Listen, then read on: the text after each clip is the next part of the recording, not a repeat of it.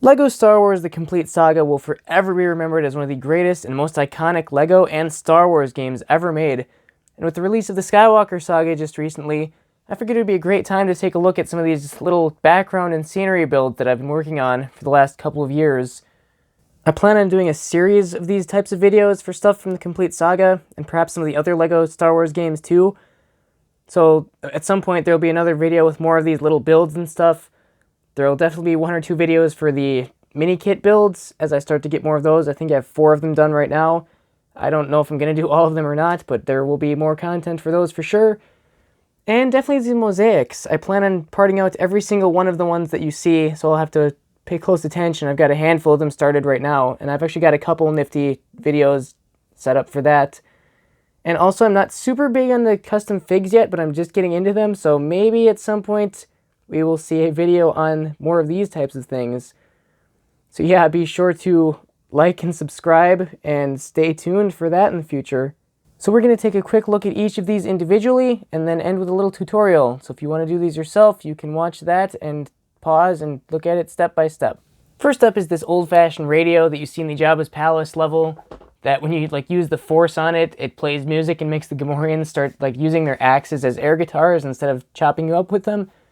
So this is one that I actually didn't part out myself. I saw someone had instructions for it online somewhere, and I kind of modified the back a little bit just so it would be more stable the way that I did it.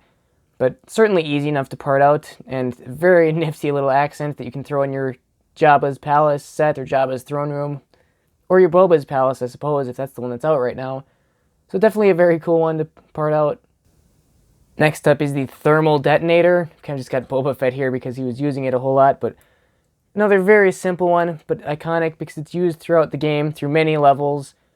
Very simple here. Technically, you could put this part on both sides, but since he's holding it, he doesn't have it. You'd need a 2 or 3 length bar to maybe put in the middle to make it actually connect on. But I think it's pretty decent just like this.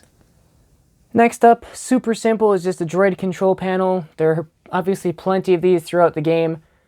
And this is just the one I did. There's certainly a whole bunch of different back builds for this. I just used a simple 2x4 and just slapped the panel and stuff on there. But the disc for this is actually a custom printed, so it's an official Lego piece with just custom printing done by, I believe, Fig Fab Labs. So I'll try to remember to link their website or Instagram in the description of this video if you want to check them out. But he sold it as a blind bag, I think, with 5 of them, so you can't really specifically pick which ones you want. Maybe you could message him or something, I guess, but definitely very cool and iconic thing if you want to do that yourself.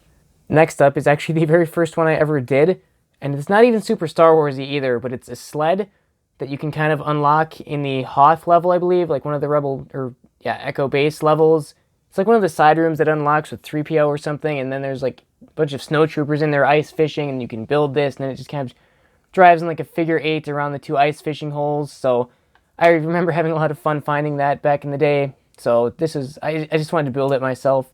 In the actual video, it's not, you can't really see the anti-studs. It almost looks like these are just straight tiles, but it's pretty clear if you really look into it that it is built upside down like this. So yeah, kind of a different building technique there, but it works. You can't exactly click a minifigure on there, but again, it's from the game, and that's what the point of it is.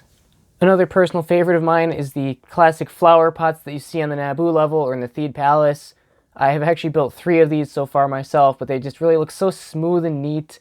They're just a nice background. I have them with all my classic minifigures all lined up with these in the background, and it just looks super cool. Again, very simple, easy pieces to find. So I would definitely recommend looking into those. Here we have a random background thing, kind of from the Camino level. I think it might be a cloning tank or something. I'm not exactly sure what it's supposed to be, but I know that you can smash it up and get coins, and that's the point of it. Or I think the Jedi use the Force and it kind of opens or something like that. But this is the one that I built, and I kind of parted out myself by just looking at the game. And I do like the transparent blue pieces. It just looks really nice in the background. Nothing too crazy going on there, I guess. Another one from the Camino level here is the training droid that we actually see in the Bad Batch as well, brought into the cartoon. So it's really cool just to see. They might have been in the Clone Wars or something too. I really don't remember, honestly. But it's nice to see something that I remember from back in the day, coming back into relevance kind of in the Bad Batch, when they're in the training room and Tarkin's testing them. So it would be nice to have a handful of these actually, but some of the pieces like this blue thing I think was kind of rare, and like these engine jets or whatever are not the easiest to find in bulk either, but it's very cool. I really like this little guy here. Definitely the beefiest of the builds that I've got here is just this random crate, I guess, from the very first level of the game. Like when they land on the Looser Hulk or whatever, the Separatist ship, well, not Separatist ship, but Trade Federation ship. And you just see these all over the place, like the Jedi can move them around with the Force, you can jump on them and get onto like higher ledges and stuff. I found like a tutorial for this on Facebook, I believe, like someone just had pictures of just how to build it, so I might just link that instead of taking it apart myself and trying to do it, because it's a whole lot of effort, really. But I love this one. This is another one of the earlier ones I built, and I kind of just leave it there with like my Jedi there, and I kind of stack some other crates on top of it, and it just looks really nice, really nostalgic. I love this thing so much. Kind of reminds me of like those super big batteries, if you know those, for like huge heavy-duty flashlights, if you know what I'm talking about. But it just really kind of reminds me of that with just in real life, the size and shape of it.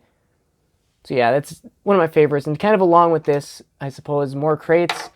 There's this one here. It can be done in different colors. I use the sand blue because it's one of the first ones you see, but it's also in the game in like dark gray, light gray, I think tan as well. Kind of empty inside if you want to like tuck something in there. These are really cool, and it's nice to just stack them on top of each other, and Jedi would like jump on them and stuff.